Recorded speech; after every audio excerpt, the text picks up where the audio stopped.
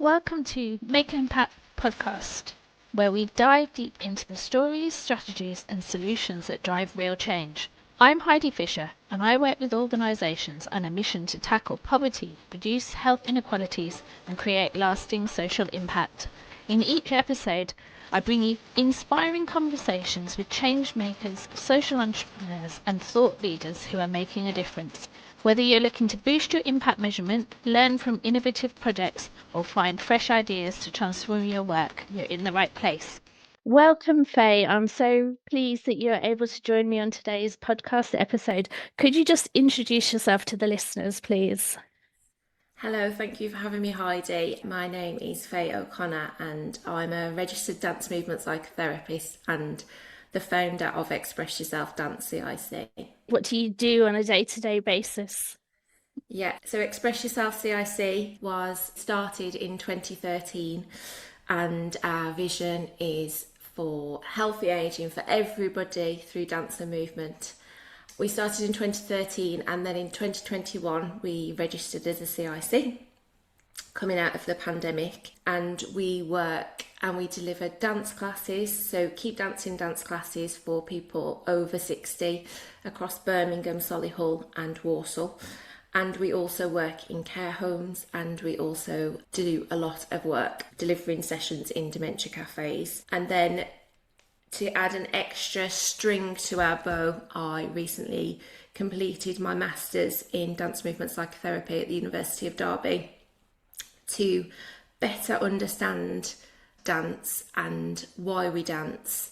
People will tell me that they've had a really good session, but I was interested in why is it good? What's happened for you?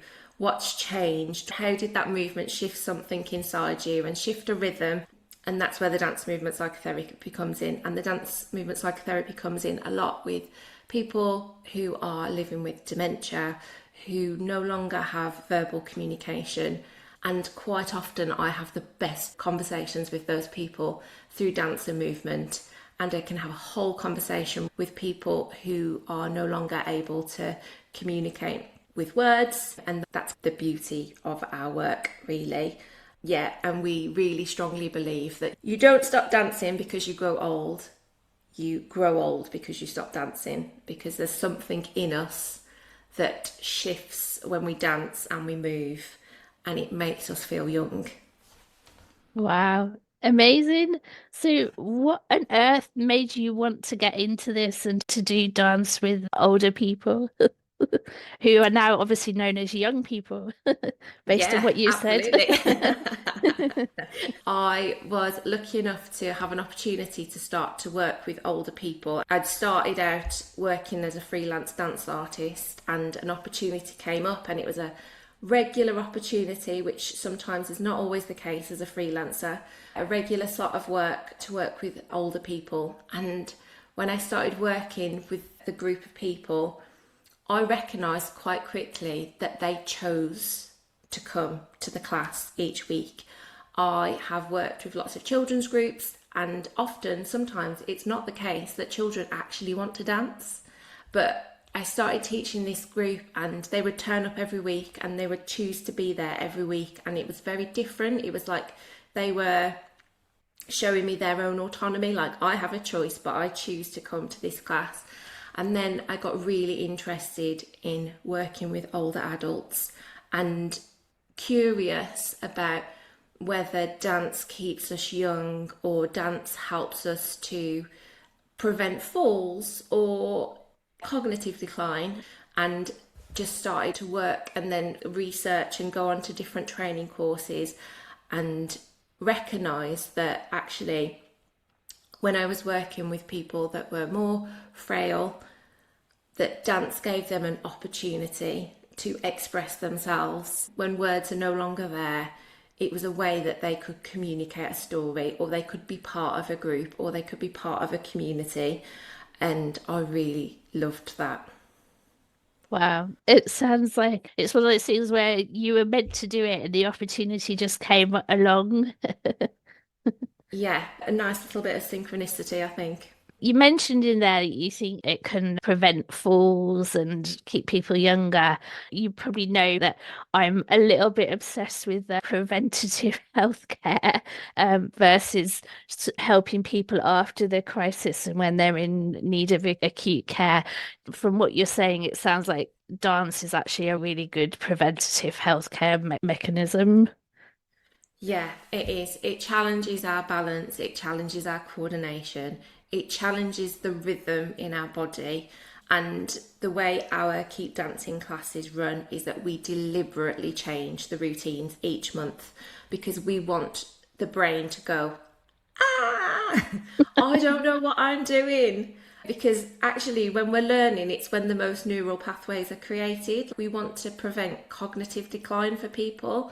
We joke, and it's not really a joke because I do think it's true, is that after people have joined in with our dance class, their brain has had more of a cognitive workout than it would have if they were sat down completing a crossword, because they've experienced so many different layers all in one experience of just learning a new dance routine. And in terms of preventing falls, it's quite interesting, the language around preventing falls, because we can all trip over, we can all slip over, but it's our reaction in the fall that's important.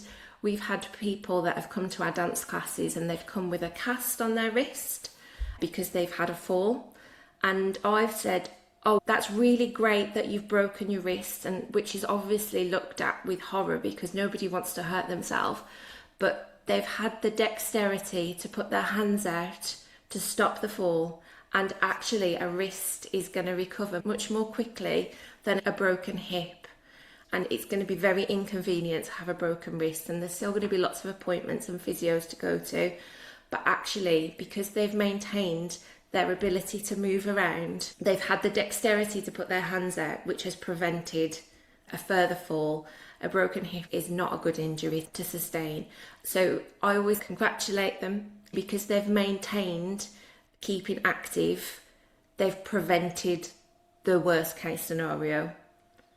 So yeah, I am really keen on preventative health, and it's always, I think I read a statistic about our health is 80% in our hands.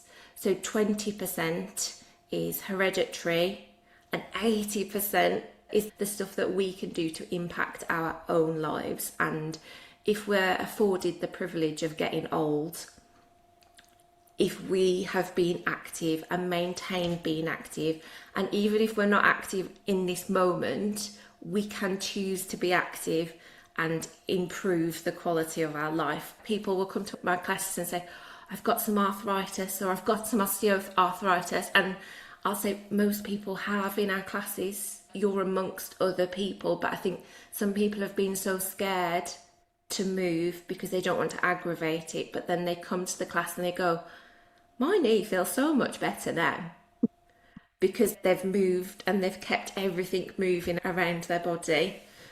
Yeah, to hopefully keep that knee that little bit stronger. Yeah, it sounds like a good plan. You're talking about hips and arthritis. I've obviously had my hip replacement earlier this year. I don't have arthritis, but I have a metal bit in my hip instead. But yeah, it was definitely not the easiest thing trying to keep moving when you've got that pain all the time. I completely relate to someone saying that actually their knees or their joints hurt, which is not something that if you'd have asked me a few years ago, I would never have had that insight into it. But now Yeah. it's very much, yeah, I'm very aware of it. One of the things you mentioned in there was around people with dementia.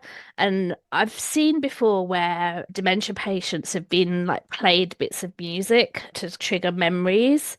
And it's interesting because our mirror neurons are still working in our brain. I have been in a care home this morning, and there's somebody who sat in a chair and is not talking and looks really vacant, but I get to their level and I get to their eye level and I start to move my hand.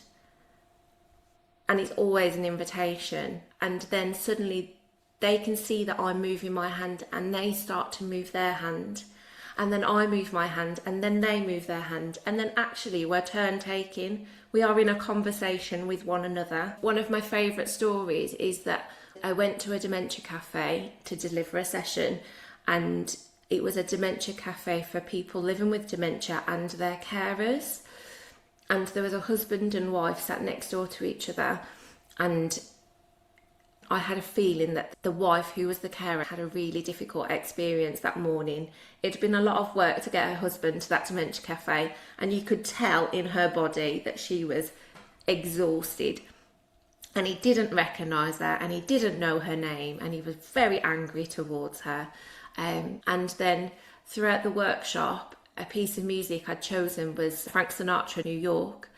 And they were both dancing together, and then suddenly he looks at his wife and he said, we used to have this at our house parties, and suddenly they were back in the room together, and they sat and they had this conversation, and the wife was trying to eke as much out of him as possible to connect with him and to be like, yes, I'm your wife, I'm here. And then the conversation stopped and they went back. But I think the music holds emotion, and actually a person living with dementia still has emotion in their body. Yeah. Yeah, Wow. that has to be expressed some way. And when they hear the piece of music that's really familiar, that brings back the memory. And then if they can then express that through movement or words, then it's really powerful for that person. The other thing that I wanted to ask you about is neighbourhood health.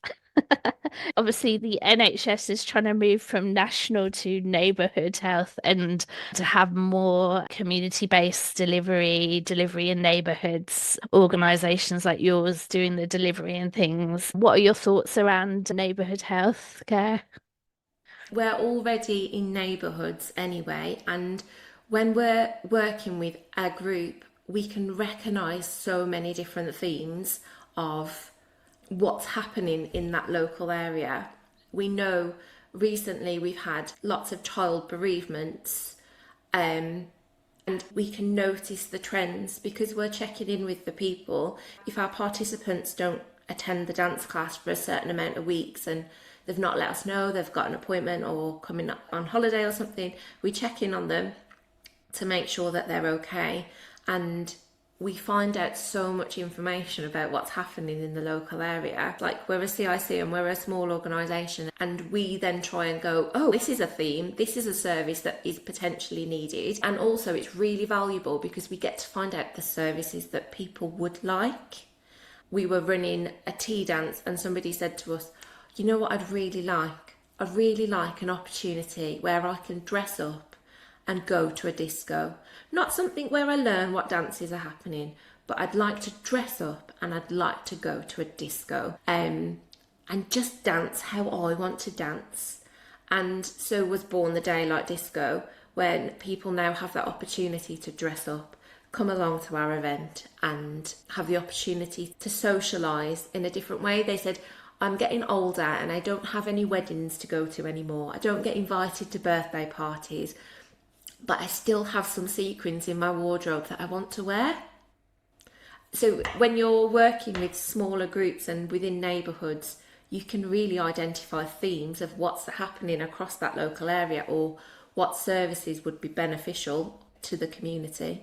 Yeah. Do you think that with all that knowledge and insight you have at a neighbourhood level, that feeds back into what the ICBs and the NHS actually ends up delivering or not? I don't know. I think it's always been our dream and my dream for a doctor to go, oh, it sounds like you're really lonely and it sounds like you're not moving much. Why don't you go along to this dance class and we'll prescribe you 12 sessions? That's always been my absolute dream to get to. Yeah. You might do if they get these neighbourhood health centres off the ground. You might be based in one and have a room there. So the other health services will be sending people across saying, go and knock on that door over there. They can help you. Yeah, that would be the dream. So just taking you back a little bit in your history, why did you decide to set up as a social enterprise? That's a good question. I was trading as a sole trader. Then the pandemic came, Yeah. and that obviously sole traders got no support through the pandemic. But also, we were like, we need to move our classes online. We need to keep people moving and dancing. And when we moved people online, we recognised our impact of our work, because before we just used the metric of people attending every week. They come every week and they choose to come every week, therefore they like coming every week. But then during the pandemic, people would come online, and we recognised quite quickly that for some people we were their only contact touch point in that week. And then it was then that we recognised the significance of our work. It wasn't just a dance class, it was so much more. And during the pandemic, we ran an online tea dance, and we put videos out to promote this tea dance, and somebody from a local charity spotted the video and contacted us and was like, we could work with you to run online tea dances, which was brilliant. And people would get delivered cake to their house, and then we'd all dance online together. But part of her work was to support businesses and develop businesses. And when she'd meet with me to talk about the tea dance, she'd say, you're doing more work than a dance class. You've got social impact. You should be a CIC. So with her support, we registered as a CIC. The word obliterated is quite strong, but we were obliterated during the pandemic. We couldn't get into care homes. Care homes couldn't do online sessions because they were so busy looking after people. And we had 30% of our usual cohort of people dancing with us. So we were really not going to be able to sustain the organisation much longer. And then we worked with this person, and she said, I'll support you to become a CIC. You get yourself a board together and you can apply for funding. And then we were able to apply for funding so that for some classes, when they returned, the class was free. So there was an enticing other reason to come to the classes, to start to build our numbers again, because we found as well that while some people wanted to dance, they were very scared to come out and they didn't want to dance. And that's taken us up until now to start rebuilding our classes since 2021, 2022, when we could return back to the work. So that was the reason really that we became a CIC. Wow, it sounds like a tough time. I try not to remember back to those days. Anytime anyone mentions it, I'm like, no, I've erased that from my brain because it was just so stressful in so many different ways. Last couple of questions from me. You'll be relieved today. You mentioned in there about the impact that you were having, and it was more than just dancing. Do you have a formal method for measuring your impact now, or are you still developing that? Yeah, it's still very much a work in progress, but last year we published our first impact report, and that was on a survey that we'd sent out to our participants to complete. We recognise the value now actually of inviting our participants to complete surveys, but also we want to make sure that it's not just a survey. Our hope this year is that our impact report, that we were able to deliver like an experiential workshop where we invite our participants to come along to develop the insight of the feedback that we get. I think we did it on the Aston course, the Aston University course, where we write the feedback down on post-it notes and we always capture that. But sometimes the feedback that we'll get is, it was a nice afternoon, which is wonderful, and we're really glad that people have had a nice time, but it doesn't tell us anything, because you could go to any activity and have a nice time. So we recognise that we need to be more considerate and how we work with people so that they can find more insight into why was it a nice afternoon, how did you feel when you arrived, and how do you feel now. And if we ask better questions and give people the opportunity to be creative and find their own meaning and then share that with us, that actually our impact will be more rigorous. Yeah, it sounds like a good plan. I'm very much for get started and figure it out as you go along approach in most cases, because if you don't get any information, you know that the information you were getting was just telling you that people were having a nice time, and therefore you're now thinking about what can we ask instead to get more information. Whereas a lot of people would have never asked those first set of questions, so they wouldn't have even got that basic level of information. So it's good to see that you're actually thinking, how can you develop this and progress it even further? The last question from me then is just really around, what are your future plans and what are you hoping for over the next couple of years? Our future plan is we would really like our own venue. So most of our classes run across the community, and that will always be part of our work. But to have a base where we can invite our community to come to our place would be really brilliant, to have some sort of standing and to build ourselves within that community as well. I think just a space where people can come and be together. We also want to develop our psychotherapy work and those sessions, and also, like I say, we want to be on a doctor's prescription that gets handed to us and we go, oh, 12 sessions, wonderful, come and join us. That's really a big dream of ours. And then also in terms of working with people with dementia, to put work out there that informs people how we can communicate with people and ensure that people still have meaningful life experiences is really important. So, if there are any GPs listening, anyone in the NHS, anyone that's developing the neighbourhood health plans and would love to get you involved in that and being paid to deliver your work, how can people get hold of you? So we have a website. We are Xpress Yourself, and Express is without the E, which is not ideal for websites, but Express Yourself without the E, so expressyourself.co.uk. We are on Facebook, Express Yourself, and we have a lovely Facebook community. We also on YouTube, Express Yourself, and you can find tutorials and movement workshops that you can join in with from home, and that's where we're at. Perfect. And I'm on LinkedIn, and also Express Yourself is on LinkedIn as well. So we're trying to cover as many platforms. Yeah, I will put the links to your social media and website in the show notes so people will be able to get hold of you. Final thing to say is, Faye, it has been really lovely talking to you this afternoon. It's been really fascinating to hear that actually dance is such a vital health service, which even I didn't realize how impactful it could be until I've spoken to you. So thank you for taking the time to share that with me. Oh, thank you, Heidi. Thank you for joining us on this episode of the Make an Impact podcast. I hope you found today's conversation as inspiring and thought-provoking as I did. If you enjoyed the episode, please subscribe, leave a review, and share it with others who want to create positive change. You can connect with me on LinkedIn and learn more about my work at makeanimpactcic.co.uk. Until next time, let's keep making an impact in the world.